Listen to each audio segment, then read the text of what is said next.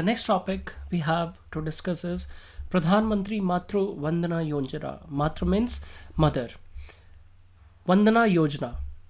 Here, since its introduction 5 years back, there is an analysis given in the report of the Hindu where they have discussed that what are the issues now being faced, and over the 5 years of period, what has been the problem and where the loops are and where the situation is lacking and where the situation can be controlled. Here, 5 years since its introduction, there is a vast scope for improvement in the Pradhan Mantri Matru Vandana Yojana. Pradhan Mantri Matru Vandana Yojana has been launched by the Ministry of Women and Child Development. Under the scheme, pregnant women and lactating mothers are offered a cash incentive of rupees 6,000 for the birth of their first child as partial compensation for wage loss to reduce maternal mortality and malnutrition levels among children. So this is the scheme where the cash incentive of 6,000 for the birth of their first child as partial compensation for wage loss to reduce maternal mortality and malnutrition levels among children is given. The cash incentive of rupees 5,000 is provided in 3 installments. First installment of rupees 1,000 on early registration of pregnancy at the Anganwadi Center, approved health facility center. Second installment of 2,000 after 6 months of pregnancy on receiving at least one antenatal checkup ANC, and third installment of rupees 2,000 after childbirth is registered and the child has received the first cycle of BCG, OPV, DPT and hepatitis B or its equivalent substitute. So here, if you see carefully, that the objective of providing this cash incentive is that to promote institutional deliveries, and it will be one mechanism where the MMR,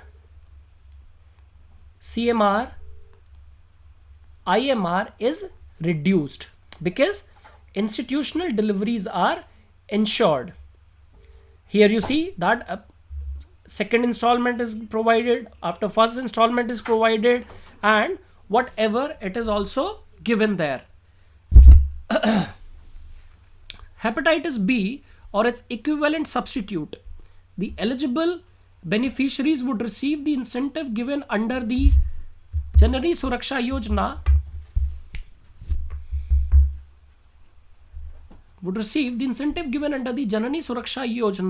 for institutional delivery, and the incentive received under JSY would be accounted towards maternity benefits, so that on an average a woman gets rupees 6,000. Under the National Food Security Act 2013, all pregnant women except those already receiving similar benefits under other laws are entitled to maternity benefits of 6,000 per child. So friends, here I would like to tell you one thing, that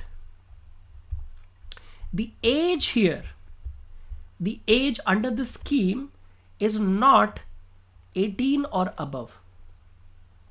Look carefully, because 18 at present, or by the time this scheme was implemented, was the bare minimum age of marriage. Therefore 18 cannot be the minimum age for providing this benefit, rather it is 19 and above. 19 and above is the age criteria for the benefits getting criterias within this scheme. The scheme covers all pregnant women and lactating mothers, all, excluding those who are in regular employment with the central government or the state government or PSUs, or those who are in receipt of similar benefits under any law for the time being in force. In case of miscarriage stillbirths, the beneficiary would be eligible to claim the remaining installments in event of any future pregnancy. That means it is for the live birth or successful live birth. If for any reason there is a miscarriage in any continuation of any pregnancy, the remaining benefits, because it is only provided for the first birth. It is given in the next pregnancy or next successful pregnancy. In case of infant mortality, she will not be eligible for claiming benefits under the scheme if she has already received all the installments of the maternity benefits under PMVY, because the infant mortality is 28 days to 1 year, and in 28 days it is considered as the child was successfully delivered. The scheme will provide Aadhaar linked direct benefit transfer in 3 installments at the stage of early registration, after 6 months of pregnancy on at least 1 antenatal checkup, and registration of childbirth and first cycle of immunization. So it ensures institutional deliveries.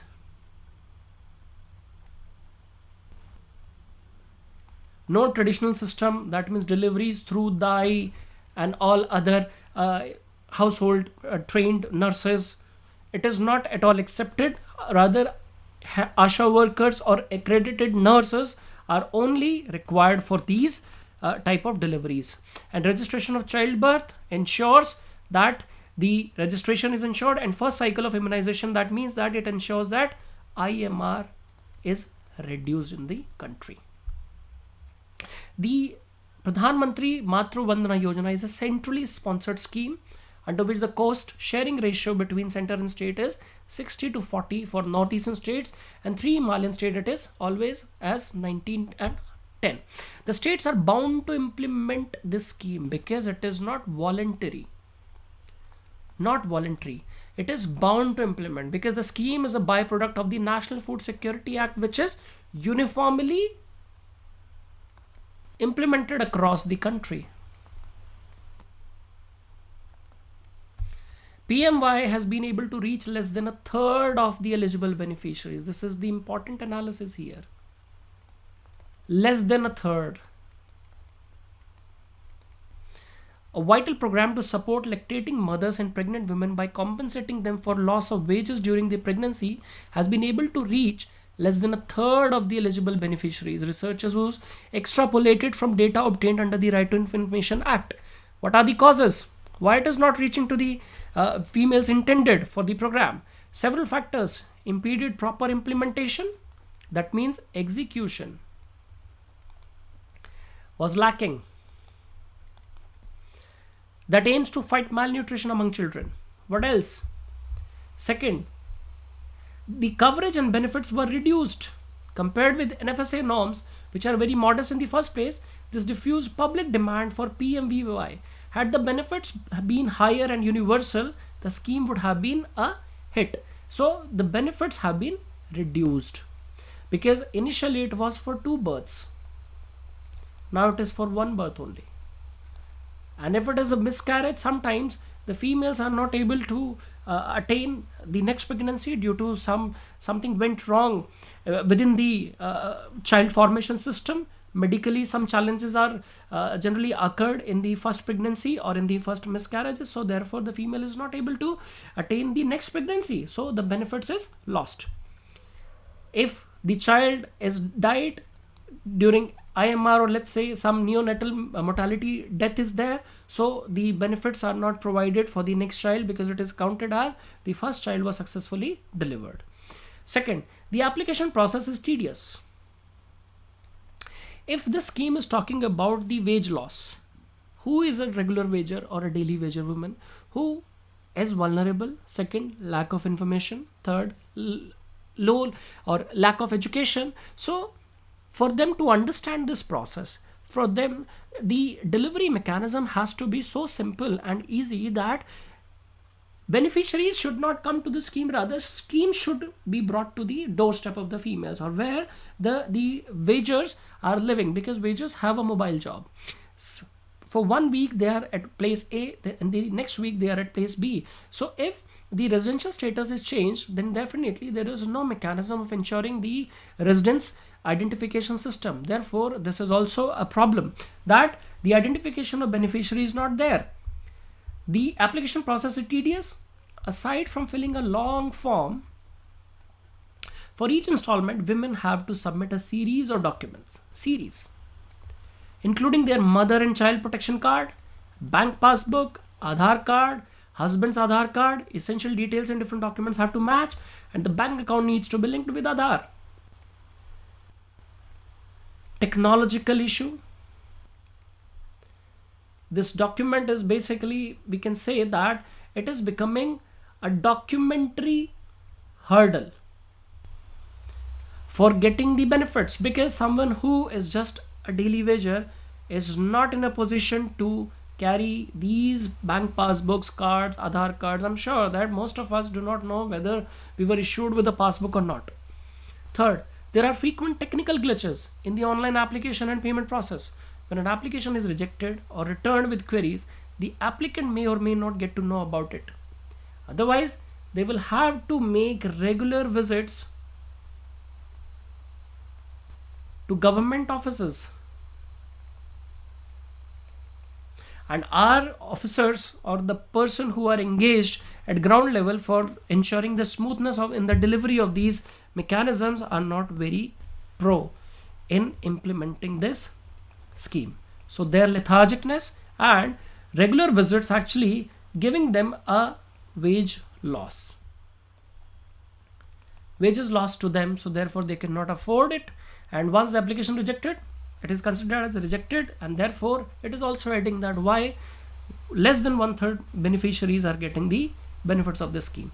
Odisha, which decided to not implement PMMVY because it has its own state-sponsored scheme called Mamta that includes 2 births, has a few lessons to offer through its universal coverage.